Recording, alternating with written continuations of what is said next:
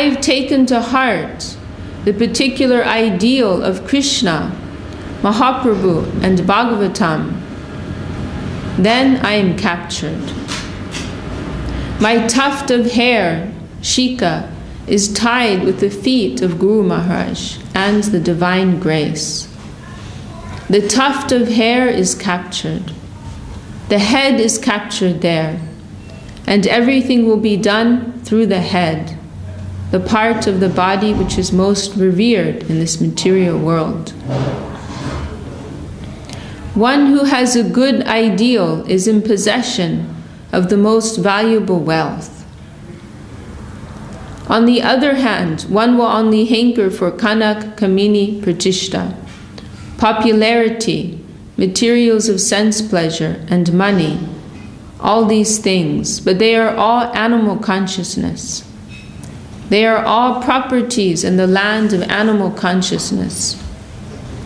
A radical change must be effected in us if we really want a life worth living. Such is the importance of our ideal. A man should be judged by his ideal. The greatness of the ideal he is trying to realize is to be marked. The man of the future, the man of tomorrow, should be judged by his ideal. If his ideal is great, he is great. Because if he is sincere, tomorrow or very soon, he will reach it. So our ideal is the all-important factor. We may not attain our high ideal very easily. It is not inferior merchandise to be disposed of cheaply in the market. It is most valuable. But whatever the cost, no matter. We should feel within, I want no less than that highest thing, that Advaya Gyan, that autocrat, that goodness autocrat, the supermost commander of everything, that goodness autocrat. Because normally, when you say an autocrat, you have a very negative idea, right? And in the beginning of Search for Sri Krishna, Srila Sridhar Maharaj mentions this, and he's saying that Krishna is an autocrat, a despot, and a liar. And then he's explaining how each of these things has its positive connotation. And he mentions about autocrat, because he's absolute goodness, and goodness must have its free flow. Should there be any check on the flow of goodness? No. So therefore, his goodness should have full autocracy. And see, the thing is that the way that autocratic flow of goodness may be expressed, it may not always be to our immediate liking, right? That autocratic flow of goodness, it may touch us, and we may think this is uncomfortable. We may think this is awkward. But actually the problem is that we're awkward. We're twisted. And he's trying to untwist us. So because of that, we may resist it, thinking it's something undesirable, but it's not. And so this is the process of surrender, to submissively allow and welcome that flow of goodness, however it may be expressed, however it may wash over us. So here, Param Guru Maharaj, he uses this phrase, that goodness autocrat, the supermost commander of everything. I want him and nothing less. And I should live and move and feel in myself that whatever I shall do, at every second, I am meant for that. I am meant for my ideal. I have no time to waste or to hesitate for anything. If every moment I move in every way with the ideal in my heart, I shall always make some progress towards it. If I can just stay in touch with my ideal, that will guide and inspire me. In any and every action, whatever I shall do or undo, eat, rest, etc., my ideal will be overhead. And that will gradually take me out of all these entanglements and enticements. And one day or other, I shall be able to reach it. And now these verses which we're coming to, this was in particular what I wanted to go through here. These are very important verses in Srimad Bhagavatam, which Gurudev and Srila Sridhar Maharaj have both discussed, repeatedly, and very encouraging verses for the struggling practitioners like ourselves.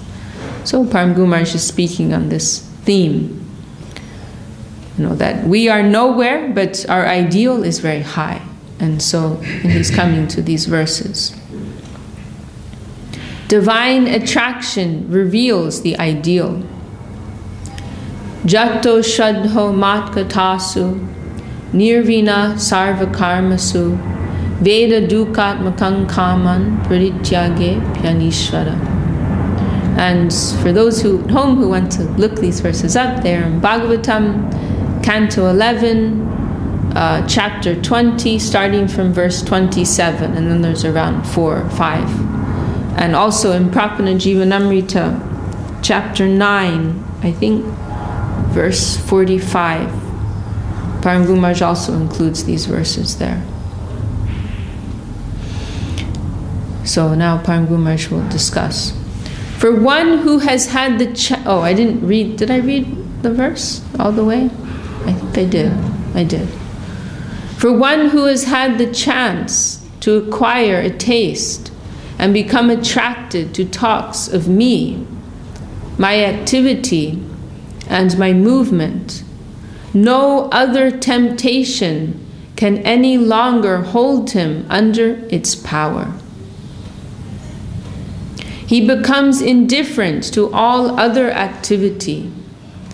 The outcome is that he can understand within that all other things bear some unpleasant reaction. So this Veda Dukatmakan is very interesting, saying that he knows it's full of suffering. It's this verse, it wonderfully describes like the conflicted position that we find ourselves in. That Jato Shraddha Matkatas, this is Krishna himself, the Lord himself speaking.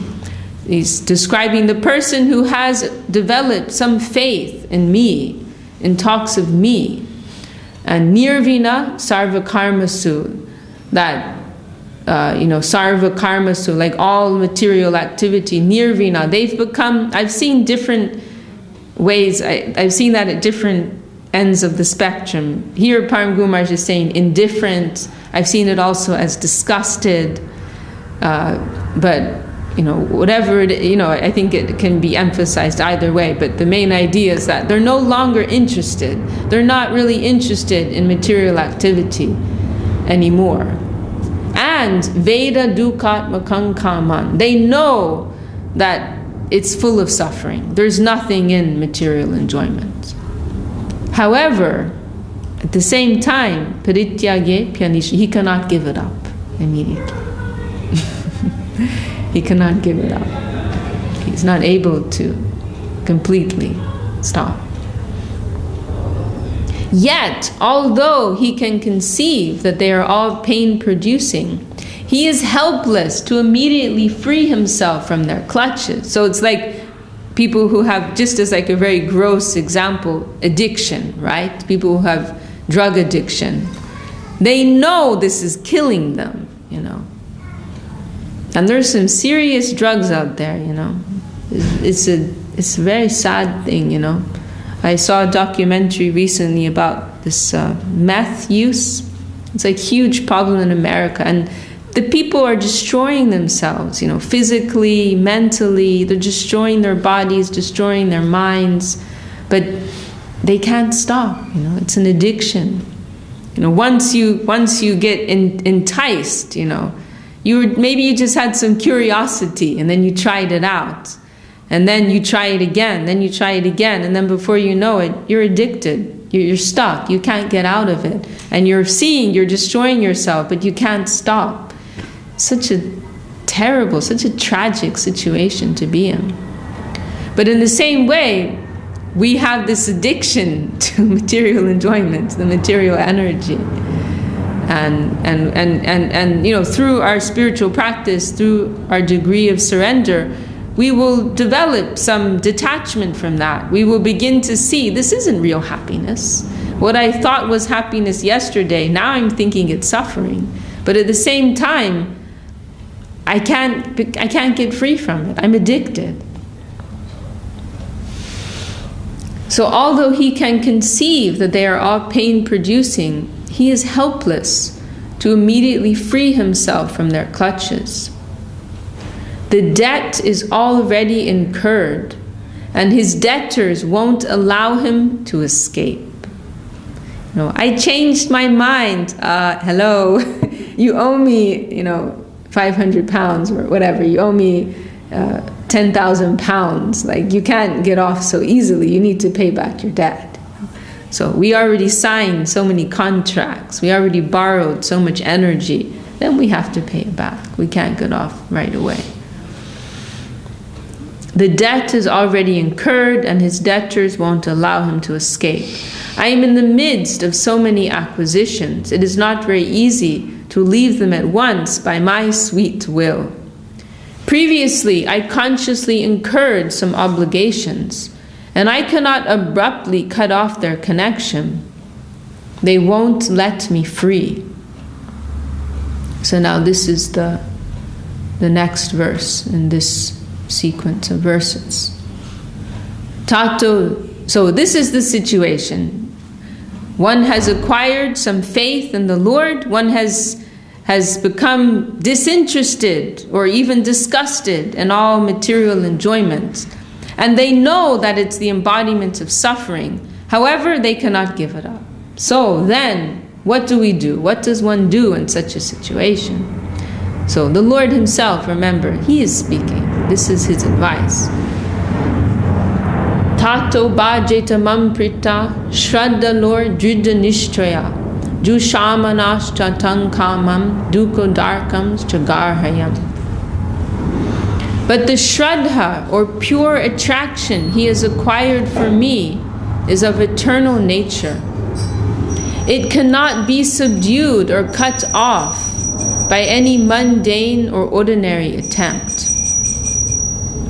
Despite undergoing so many sufferings, he goes on remembering me. His thinking, aspiration, and earnestness is for me. And the more he is compelled to suffer from the pressure of the environment, a firmness in me becomes more and more sure and finally invulnerable. So it's interesting. Here they've put it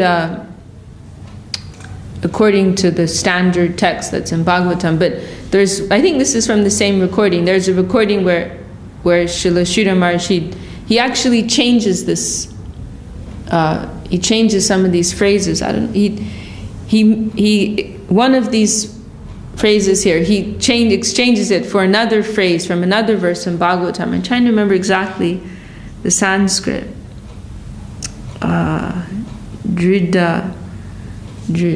No, I can't remember. But the meaning is what Srila Sridhar Maharaj is saying here, which is a very wonderful, angle of vision, very wonderful point, that the suffering actually increases that inner aspiration. So the difficulty that the practitioner is experiencing, it's intensifying, that mood of prayer, because of this contrast. I'm like dying, I'm on the floor, I'm in the most degraded situation, I'm like seeing how fallen I am, and this is like creating this wonderful contrast. Like, what I'm aspiring for is something so high. I am so low, and I'm praying for something so high. And so it intensifies this mood of prayer and necessity. And so it attracts more grace. So the more he is compelled to suffer from the pressure of the environment, a firmness in me becomes more and more sure, and finally invulnerable. What is, I'm trying to remember, Bhakti. I can't remember right now. But it's along those lines. And by standing the test of all these trials, he will stand and grow beyond the jurisdiction of these mundane forces. The more pressure comes from outside, the more firmness he feels in the necessity of my help to him. At that time, he turns his back to all the pains of the world, and he keeps me in front. He begins to move onward. Whatever happens to me, I cannot complain. It is in my master's jurisdiction, whether he sees fit for me to undergo these trials or not. But I won't leave my new ideal. I cannot. Whatever may come, it may happen. Never mind. Whatever will come, let it come. It's okay. But I cannot, nothing can move me. So many waves may come and knock me down, but I cannot be swept up in that current. I cannot be taken away. I will anyhow hold on to this rope, hold on to the feet of Guru. I cannot give up my ideal. I will continue in this line. Still, he abuses himself. What have I done? What have I done? It is rather justice that I should be tormented and troubled in such a way. It is not wrong. Really, just dealings have come to be exercised over me. Why should I have committed this wrong? I entered this wrong alliance, entered into the tribe of the Gundas for exploitation. The reaction that is coming to me is well and good. He blames himself. He does not blame the environment for troubling him, but he sees a concentration camp within. He blames his own self, his own free will and fate. That becomes the nature of his temperament at that time. He does not look to place the fault on the shoulders of others, but he takes the whole burden. Yes, the environment is doing justice to me, the traitor, the ambitious, the oppressor of the environment. When he's in such consciousness, his bhakti yoga or devotional engagement becomes more and more intense. The intensity of his progress accelerates.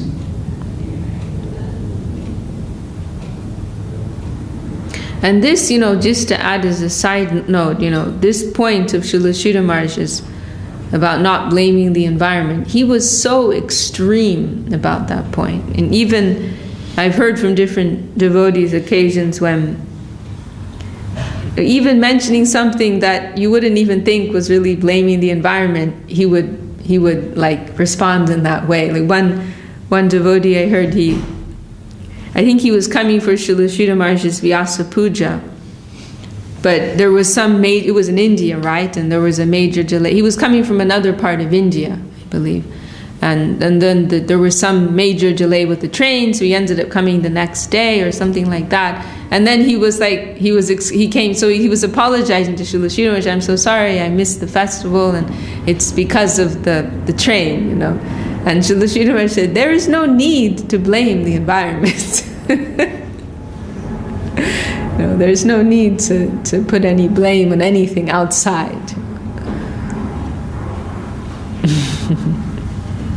And also there's one article where it's from a recording where somebody asks, someone's disturbed at how the Muslims, they desecrated so many temples during the time of their rule, and deities were destroyed, and many horrible things like this. And we can also understand Srila Sridhar Maharaj may not give this response to everyone, but he's giving a particular teaching to particular persons, right? And so this person was saying, he was disturbed. How can we digest this? That, how could Krishna allow this? That these deities would be destroyed. This is such a horrible thing. And Srila Sridhar Maharaj, he started off saying, it's not possible to harm that higher plane. That is just something taking place on the surface. That is just an apparent thing. It is not possible for anyone to actually harm that spiritual substance. That is not possible. And then he segued into discussion of this point that blame your own self. Not to blame anything in the environment, not to see any wrong in the environment, that we must only look at the wrong within our own self. So he was very extreme.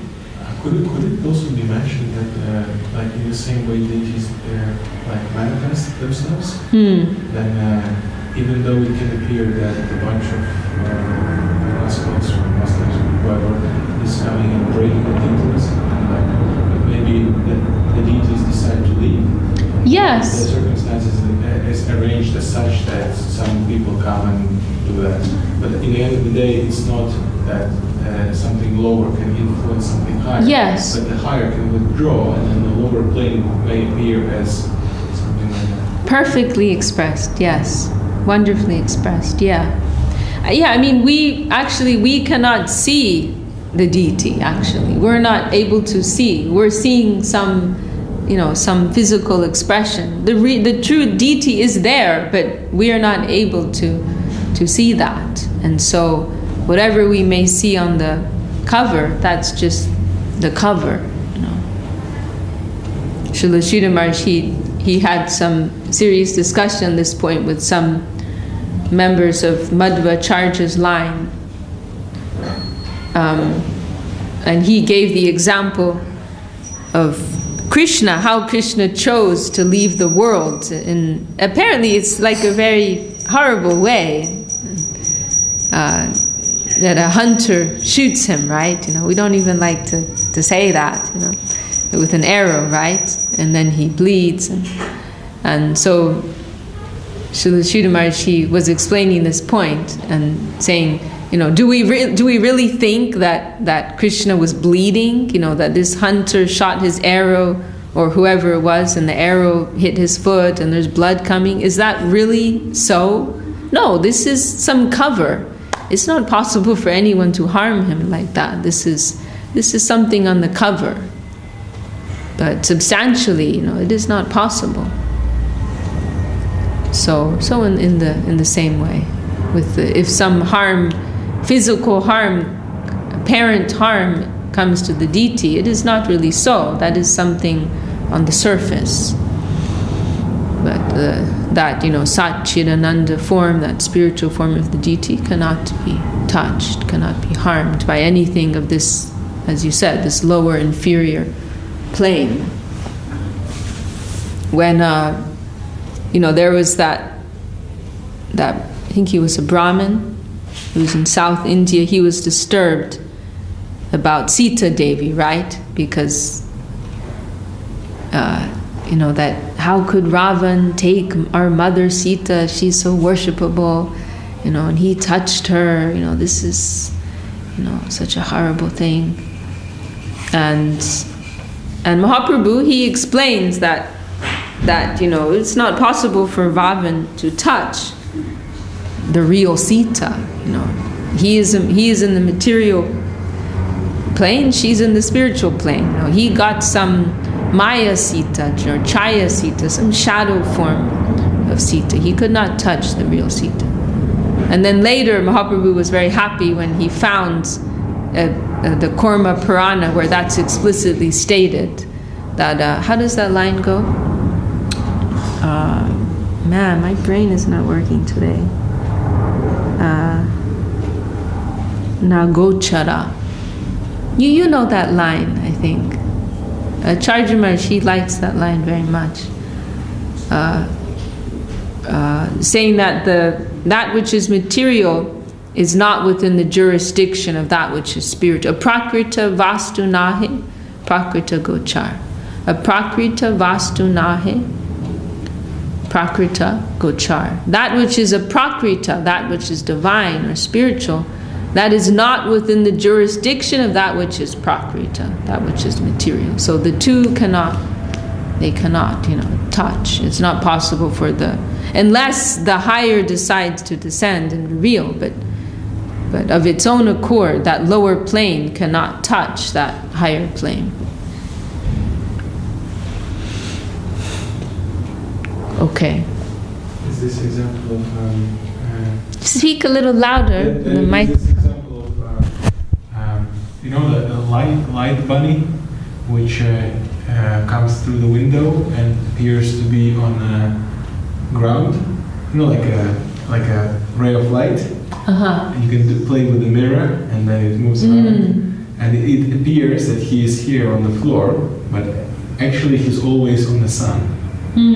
So in the same way, something from Prakriti can appear in this plane, and it can be visible on this plane. It may appear that it's here, and it also may appear that you can grab it, but it's always there. Nice.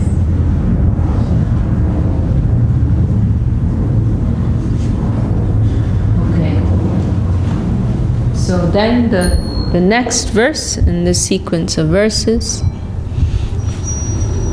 Proktena Bhakti Yogena.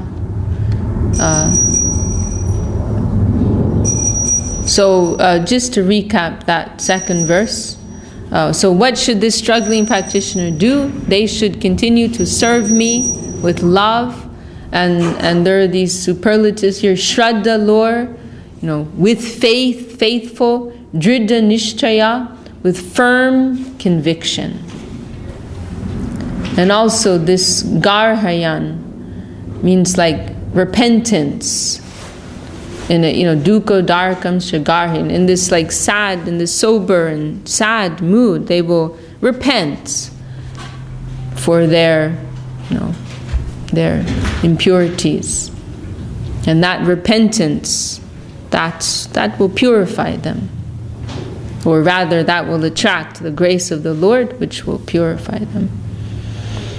So then the next verse. Proktena bhakti yogena bhajato masakinmune kama hridaya nashanti sarvemai hridistite. With accelerated motion, his intensity towards me grows. Then, by my appearance, all his internal and external discrepancies are gradually destroyed and evaporated. When by such an approach he reaches my domain, or rather I come down, extending my existence to his heart, then everything else disappears. So then, it's kama hridaya nashyanti. All the kama in his heart, nashyanti, will be destroyed.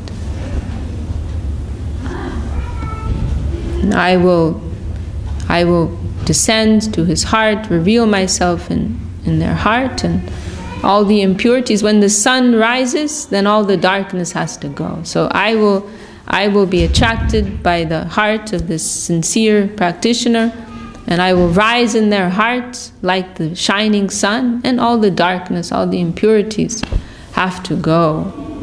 And now, conclusion. Very nice verse. As for those who are listening, we're in Sermons of the Guardian of Devotion, Volume 2, Chapter 5. Now this verse. Vidyate hridaya grantish, chidyante sarva samshaya, shiyante chasya karmani mayijishte kilatmi. Do you know that verse? Yeah, this is a famous verse. Hridaya Granthi. You know the word Hriday, right? Hriday. Like Hriday Krishna. You know what Hriday means? Sarvakeshwar, you know what Hriday means, right? It's to do with the heart. Yes, it means heart. And Granthi means knot. So Hridaya Granthi, the knot of the heart. And Vidyate means cutting. So all these knots in the heart, they will be cut. They will be destroyed. I think Vidyante means cut. Vidyate. I think it means cut.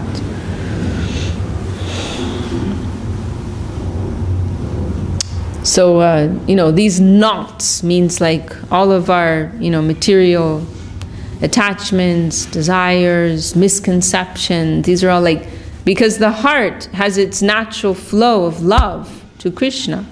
But all these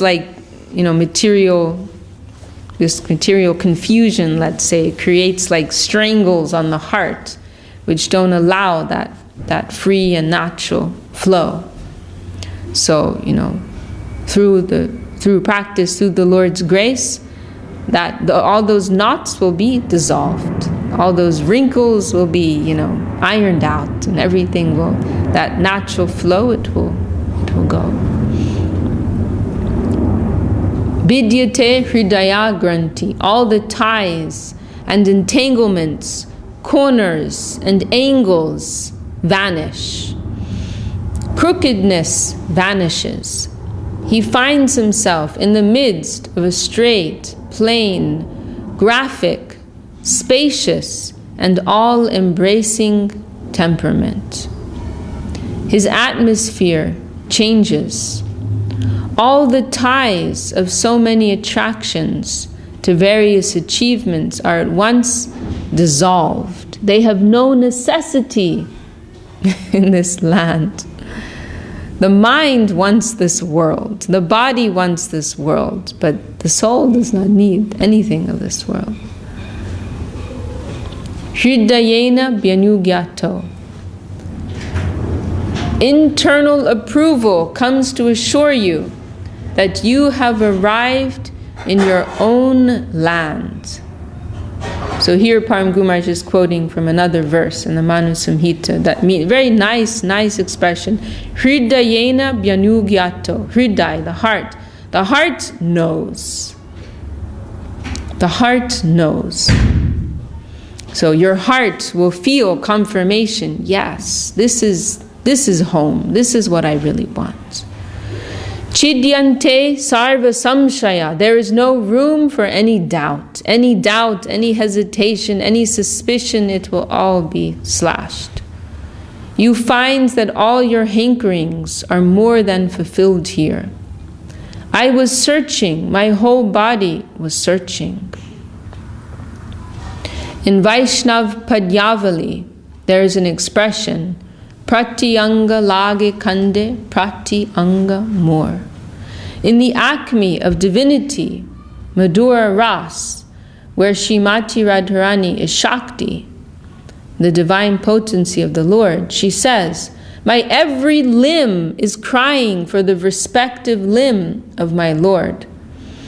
Not only myself, but every part of my body earnestly aspires for the corresponding part of my masters. So, this is like the cry of the soul, like the awakened soul, yearning for that connection with our Lord. Chidyante sarva samshaya. Every part bears witness. Yes, we have reached the destination we were striving for. This is our full-fledged satisfaction. This is my soil. This is my home. Every atom of the body will say it. No trace of any doubt will be found, for there is no longer any room for that, but every atom will find its fulfillment. This is my home. This is my home. I am in home comfort, I find. our cherished goal.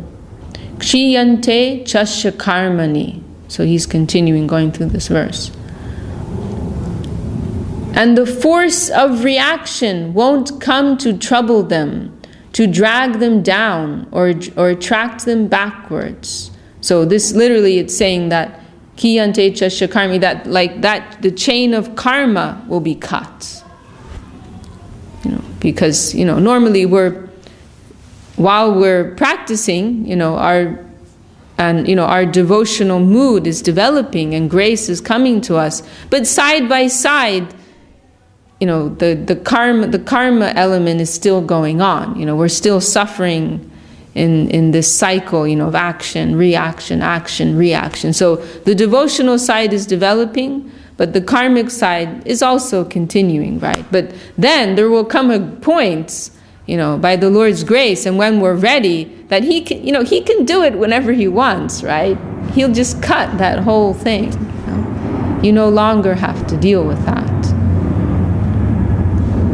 So the force of attraction won't come to trouble him, to drag him down or attract him backwards.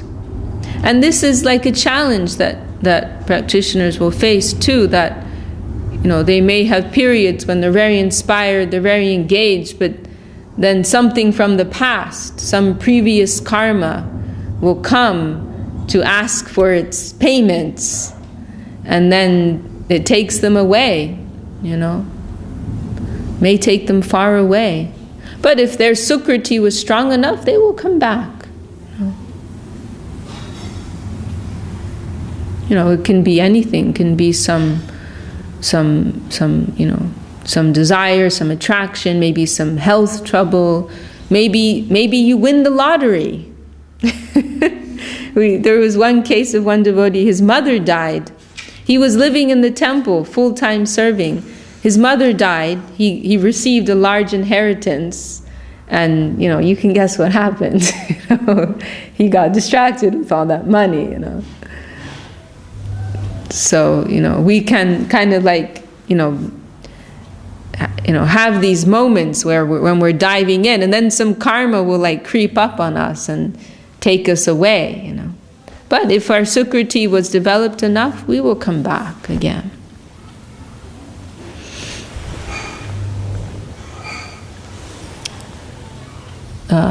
Mayi drishte kilatmani. I am the fullest of the full perfection. He will be able to trace my friendship. They will find that, literally Krishna is saying, they will see that I am everywhere. I am everything. Akila means everything, or something like that. Mayi drishte, to see. They will see that I am everything, I am everywhere, I am in everything. That in everything that they're experiencing, they're finding my connection there, my friendship there, my love there. This should be the course of our life, our cherished goal. Srimad Bhagavatam tells us this: home sweet home. You are a child of that soil. In one word, that is the goal. Why is that the highest goal? Because that is your home. Swarupe sabar hoy goloketi stiti. This one word, home, is sufficient to attract you. You are wandering in a foreign land, but here is your home. You'll get home comfort here, and you won't be able to deny that. So, back to God, back to home, back to Godhead. Okay, we can stop there. Very powerful words from our Param Gurudev, Om Vishnupad Srila Bhakti Rakshak Sridhar Dev Goswami Maharaj.